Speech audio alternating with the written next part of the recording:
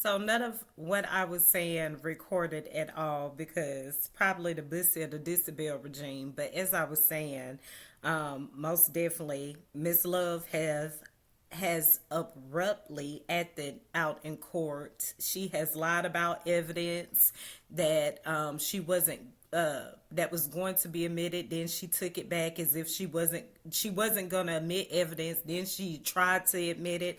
Mr. Adams called her out on it.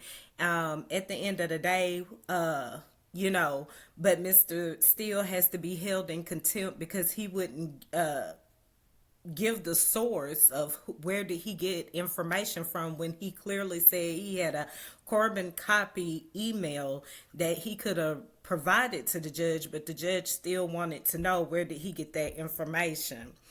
Ooh, it's all kinds of stuff going on with my computer, but that's okay. I'm gonna still keep just speaking quickly. So that's where the bias part comes in, and how the state can just bring up a motion anytime during court, and the court spends several hours taking up their concerns and motions, but the moment that the defense have the same concern about emotion, it's overlooked, it's not appropriate, so on and so forth.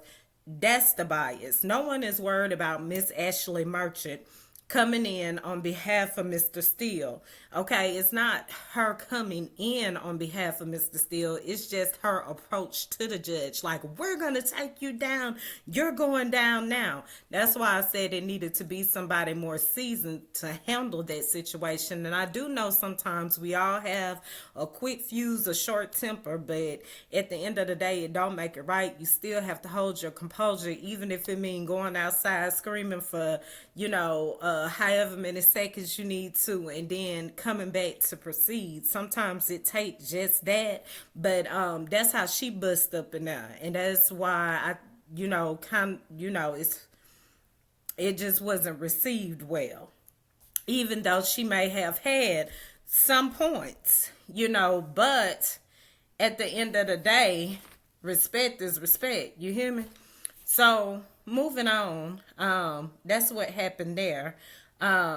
In addition to that, Mr. Weinstein is always professional, and he wasn't talking about anything concerning Miss Merchant. He's talking about just the example I gave with Miss Love versus Mr. Steele at the end of the day. And it has been some unbiased going on. In addition to that, people are more than worried about that ex parte meeting that took place, and it's important for the defense to have the transcript because of this. You have a witness that was pleading the fifth, and basically he was told that he didn't have any rights, and you're in a court of law. That's the law. And so he should have been able to plead the fifth. He should have been able to pick his own counsel. So what took place in that chambers, that was not right. Something is off. Something was not right at the end of the day. And that's the truth. Because at this point, it was too much going on at the time, too much, on that day to show the transcript. But now it should be able to be revealed. I mean, at some point in time, you have to understand the defense have their clients that have been locked up, for a while now with no evidence to show that they have committed crimes as such as they're being accused for. Every day that goes by for this shit show that's been going on, and I'm gonna keep on calling it a shit show until it's some real evidence. But when you're in court for 80 plus days and no evidence has been laid out, I mean, wow. You see? So that's just what it is. And so if Mr. Copeland's rights are being violated, the defense lawyers at all councils, should be able to see, well, either he voluntarily, you know, because he's not cooperating on the stand at this point. So either you're tampering with him, you're forcing him to testify after he's pleaded the fifth. You know, that's what the defense lawyers are trying to understand. If he pleaded the fifth, how is it that that's not respected?